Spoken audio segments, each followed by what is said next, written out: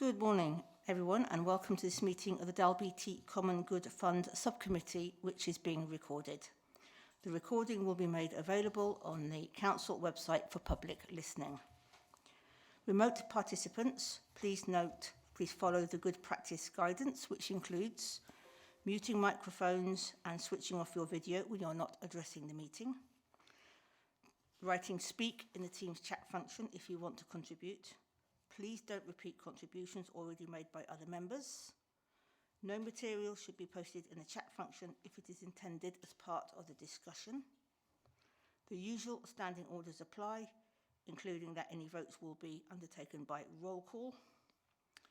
If any member has to leave the meeting, please either type leave in Teams meeting for a period of time and join when you rejoin, so that we can track that the meeting is quorate. All members should speak clearly and directly into the microphone when making contributions, and when referring to reports, please refer to a relevant page and paragraph. Please focus contributions on areas where clarification is required or to propose an alternative to a recommendation. So item 1, Sediment apologies and Chair's approval of remote participation.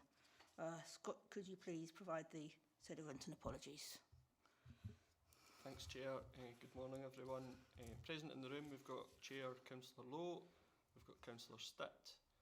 Participating remotely is Councillor John Dennerley, who's standing in for Councillor Blake, who submits his apologies. Not present at the start of the meeting is the Community Representative, Robert McGoldrick.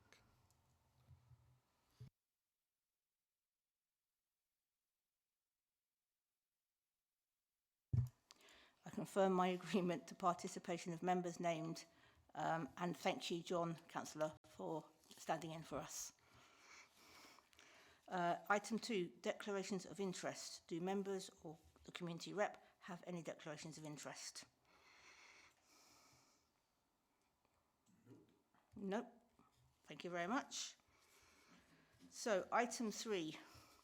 Proposed grant criteria for Dalbeattie Common Good Fund for 23 to 24. Report by Director of Communities. Scott Mamican is here to answer any questions or address any comments from members of the subcommittee. So do we have any questions or comments, please?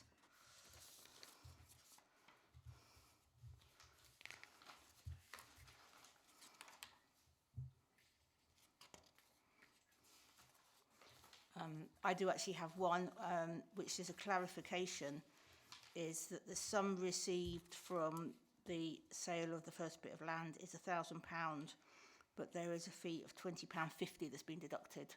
So could we just clarify what that's for, please? Yeah, no problem. Thanks, Chair. So the £20.50 was for a previous financial year's spend. It was for printing costs for meeting papers.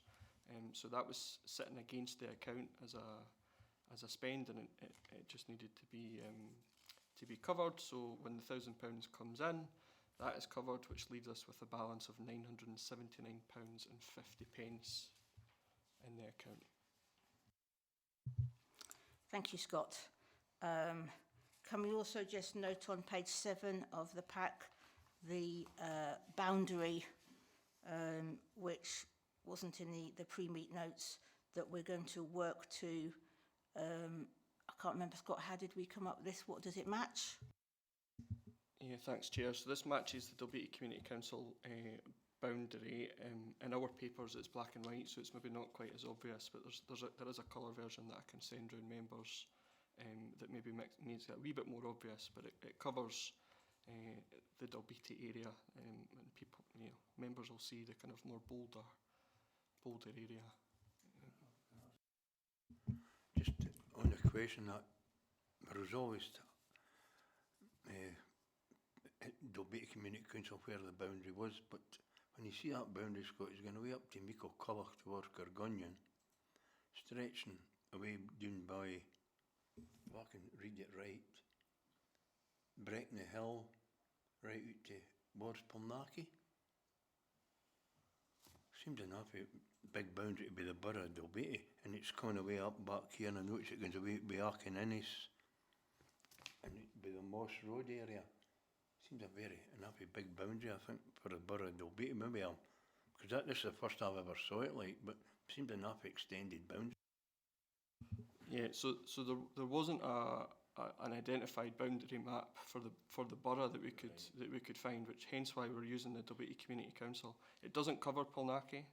Palnackie's out with the area, so it is just the main town of Dalbeattie, and you're right to say that some extended area land kind of south and north. Actually, as you see, Scott, well, maybe it should be maybe the inside, but down the bottom it's Meikle Rickern, and round the bottom corner you've got Barn Barrack and you've got Craig Brecks, and that's coming back up the road towards Steedstein, Green Hill. They're actually out in the Culvend Road heading towards Barn Barrack. It's can just in there. See that Aye. It's within that. Aye, well, we're found there. Maybe that's the first I've ever seen it. Might possibly be right, Scott, but it seems a fair size for a borough. So we're presuming that obviously if you looked at the boundary of the Culvend, it would just come up to literally that line there. So that's the clarification. Has anybody else got any questions or comments? So this is the criteria. The history of this is that the funds previously were held through Castle Douglas, and Dalbeattie didn't have a separate common good fund. So this is why this is a new committee. So this is why we need to set the boundaries of what we give any money for and the applications. Scott, can I just confirm that this was just a standard taken from other committees? Yeah, so the grant criteria that members will see on page 5, Appendix 1, is matching what we've got in other common good fund criteria. So we're not going off the track here.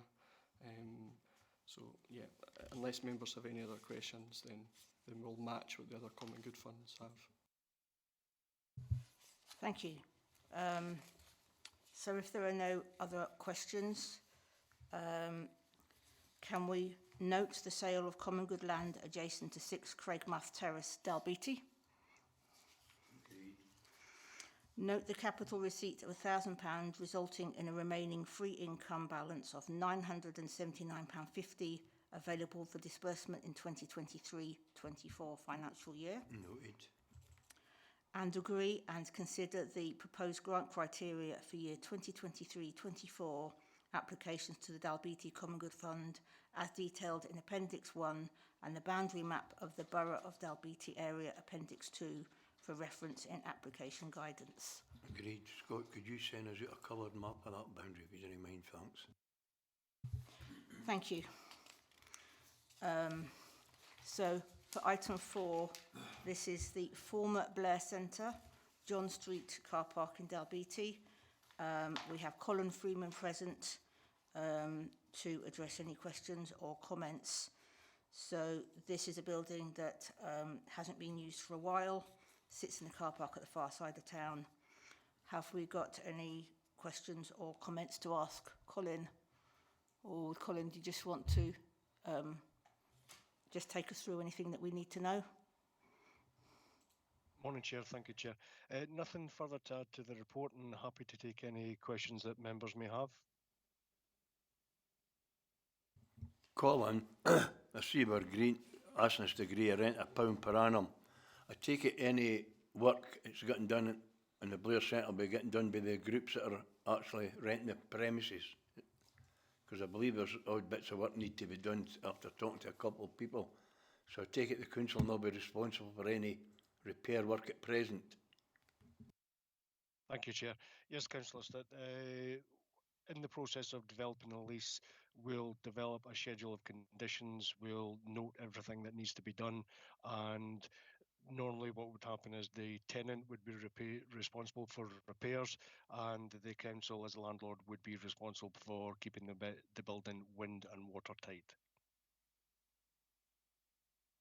Thanks, Colin. No, I kind of thought that because I know when Doreen Whale and them had it for the youth centre, they done a lot of fundraising and putting new windows in and etc. I was just wondering, because I know talking to the people that's taken over, I think, is that the floor in the hall's a bit dodgy, and I think some of the outside they need repair work done, but I know Doreen named another in repair work, and yes, for it, that's fine.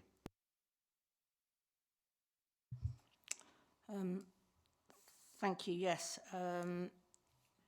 So I know we've got a further question to come, a general question on this, but first of all, have we got any further questions from anybody? So can we consider leasing the Blair Centre to Dalbeattie Girl Guides at the terms highlighted in paragraph 4.2? Agreed. Thank you. And agree to recommend to Finance, Procurement and Transformation Committee that Dumfries and Galloway Council lease the former Blair Centre, John Street, Dalbeattie, to Dalbeattie Girl Guides for £1 a year for a period of 25 years. All other terms to be agreed by the Property, Estates and Programmes Manager. Agreed. And Councillor Stitt has a question. Colin, is it possible you could send us a copy to the three members of all the assets in Dalbeattie for common good? Because it's the reason I ask Colin, because it's about 3 years ago me had got a copy, but I don't know where mine is now, and it'd be handy so we knew what we're looking at. Thank you, Chair. Thank you, Councillor Stitt. I do know that there is an ongoing review of common good assets across the region, and they are being reported to the relevant committees. I'll check in with colleagues in legal to see where we are with the Dalbeattie one, and I'll make sure that members receive the most up-to-date information. Thanks, Colin. So this wasn't I should have perhaps got this in before. Is it just the building that they're taking control of? It's not any other land around it? Because obviously on the map there's a dark mark around it. So is it the building that they're going to be looking after? Thank you, Chair. As you see in Appendix 1, the thick outline covers the building and approximately 600 square metres also, and that area is bollarded off from the main car park. It may well be also that there are rights of access across that area into the building and the green space behind. So whatever lease that we do develop will maintain those rights of access, so no one will be inhibited. Thank you for that. Are there any questions from councillors? Any further questions at all? So that being the case, there is no other urgent business, and that concludes this meeting. Thank you very much for your attendance and your contributions. Thanks.